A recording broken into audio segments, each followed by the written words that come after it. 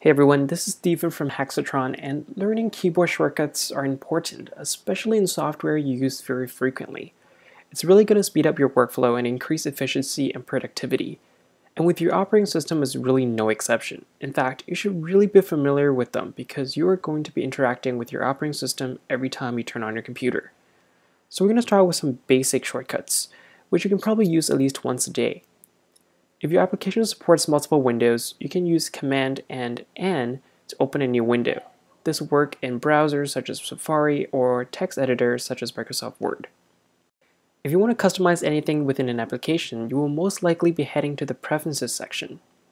And in order to quickly access this, you can press Command plus comma, which should open up the Preferences panel in most applications.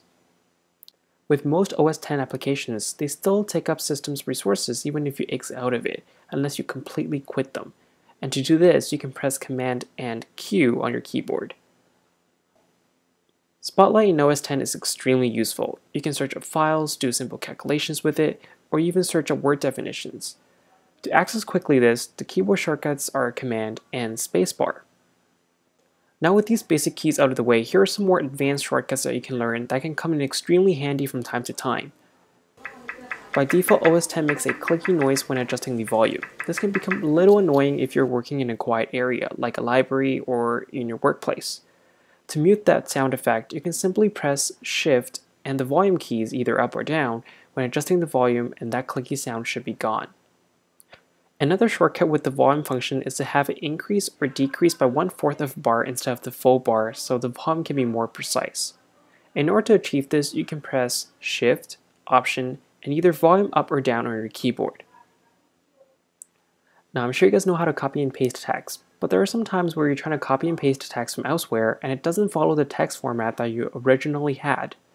To inherit your font style from before, you can press Option, Shift, Command and V when pasting your text, and as you can tell, the font color and the text stays exactly the same as I originally had in the Word document. Lastly is taking screenshots. Now here's a little review. To take a screenshot of the entire screen, you can press Command, Shift, and 3. If you want to only take a screenshot of a specific area, you can press Command, Shift, and 4, and a selector icon will show up and you can simply drag over the area that you want a screenshot of.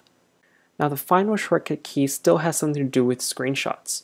Now in the previous methods that I showed you, your screenshots will be captured and saved as pictures on your desktop.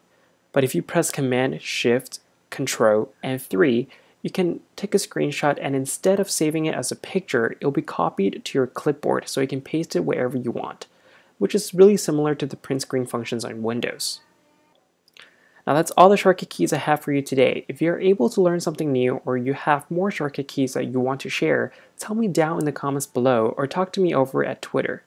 As always, thank you for watching and subscribe to see related content in the future.